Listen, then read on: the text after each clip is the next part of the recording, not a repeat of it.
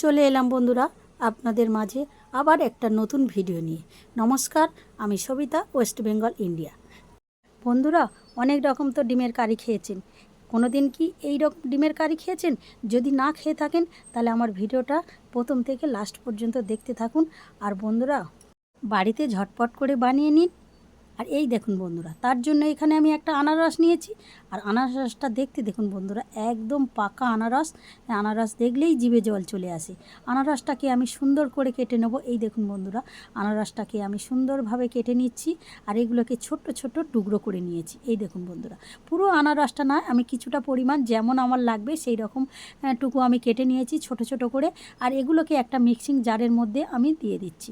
এগুলোকে আমি পেস্ট করে নেব বন্ধুরা। কিন্তু এর মধ্যে আমি কোনো জল ব্যবহার করব না, শুধু আনারসটা আমি কি পেস্ট করে নেব। এই দেখুন বন্ধুরা, আনারসটা আমার সুন্দরভাবে পেস্ট হয়ে গেছে।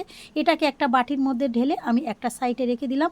আর এখানে আমি একটা মশলা বানিয়ে নেব। এই দেখুন বন্ধুরা, জায়ফল, জয়িত্রী, দারুচিনি, এলাচ আর লবঙ্গ, এটাকে আমি হালকা আঁচে ভেজে নেব।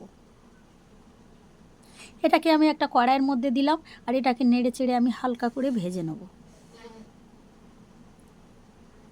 বন্ধুরা, আমার এই নিত্য নতুন রেসিপি দেখতে হলে আমাকে ফলো করে আমার পাশে থাকবেন। এটা ভাজা হয়ে গেছে, এটাকে এবার আমি গুঁড়ো করে নেব। গুঁড়ো করে এটাকে আমি এক সাইডে রেখে দিলাম। আর অন্যদিকে দেখুন বন্ধুরা, ডিমের যেহেতু করব তো তাই ডিমগুলোকে সিদ্ধ করে আমি একটা ছুরি দিয়ে সুন্দর করে এই রকম কেটে কেটে আমি একটা ডিজাইন তৈরি করে নেব, মশলাগুলো যাতে ডিমের মধ্যে ভালোভাবে ঢুকে যেতে পারে। এই দেখুন বন্ধুরা, আমি কেমন করে করছি ঠিক দেখে নিন। ঠিক এইভাবে ছুরি দিয়ে একটু একটু ডিমের গাগুলোকে চালা করে কেটে কেটে নিতে হবে। এগুলোকে আমার করা হয়ে গেল। অন্যদিকে এক সাইডে আমি কড়াইতে পরিমাণ মতো তেল দিয়েছি।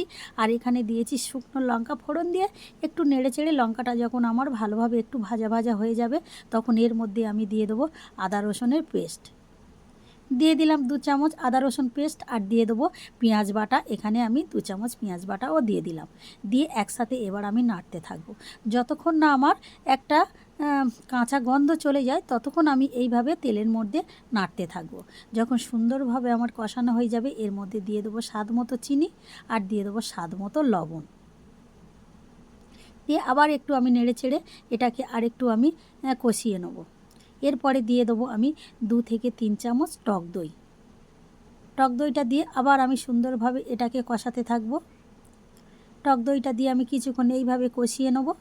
এই দেখুন বন্ধুরা, আমি সুন্দরভাবে এটাকে কষিয়ে নিয়েছি। যখন এটা কষানো হয়ে যাবে, তখন যে আনারসের পেস্টটা আমি করে রেখেছিলাম সেটাকে আমি ঢেলে দিলাম। বন্ধুরা, এই রেসিপিটা করতে কিন্তু বেশি উপকরণ লাগে না, আর খুব ঝটপটভাবে বানানো যায়। তাই দেরি না করে ঝটপট করে বানিয়ে নিন। এখানে আমি ওই আনারস ধোয়ার জল সামান্য একটু দিলাম। আমি কোনো জল ব্যবহার করব না, কারণ আমি যে আনারসের পেস্টটা দিয়েছিলাম এটাতে অনেকটা জল উঠে গেছে। আর এর মধ্যে কিছু লাগবে না। যখন এইভাবে ফুটতে থাকবে, তখন আমি ওই ডিমগুলোকে দিয়ে দিলাম। ডিমগুলো কিন্তু আমি এখানে ভাজবো না, একদম কাঁচা ডিম দিয়ে দেবো। আর নেড়ে ছেড়ে নেবো কিছুটা। নেওয়ার পর এখানে যে মশলাটা আমি গুঁড়ো করে রেখেছিলাম, সেই মশলাটা আমি ওপর থেকে ছড়িয়ে দেবো। দিয়ে একটু নেড়ে চেড়ে নেবো। যখন দেখবো গ্রেভিটা আমার একদম মাখো মাখো হয়ে এসছে, তখন আমি এটাকে তুলে নেবো। এই দেখুন বন্ধুরা, একদম আমার রেডি হয়ে গেছে। এটাকে এবার আমি তুলে নেবো। বন্ধুরা, আমার এই ইউনিক আনারসের দিয়ে ডিমের কষা যদি আপনাদের ভালো লেগে থাকে, তাহলে লাইক, শেয়ার, কমেন্ট ও সাবস্ক্রাইব করবেন। আর ফেসবুক থেকে দেখলে আমার পেজটাকে ফলো করে পাশে থাকবেন। আর বন্ধুরা, একবার অন্তত পারলে বাড়িতে বানিয়ে দেখুন, খেতে হয় ভীষণ সুন্দর। রুটি কিংবা পরোটা এবং ভাতের সাথে তো ভীষণ ভালো লাগে। বন্ধুরা, আমার এই নিত্য নতুন রেসিপি দেখতে হলে আমাকে ফলো করে পাশে থাকুন। আজ এখানেই শেষ করলাম বন্ধুরা, আবার দেখা হবে নেক্সট কোনো ভিডিওতে। সবাই ভালো থাকবেন, সুস্থ থাকবেন। ধন্যবাদ।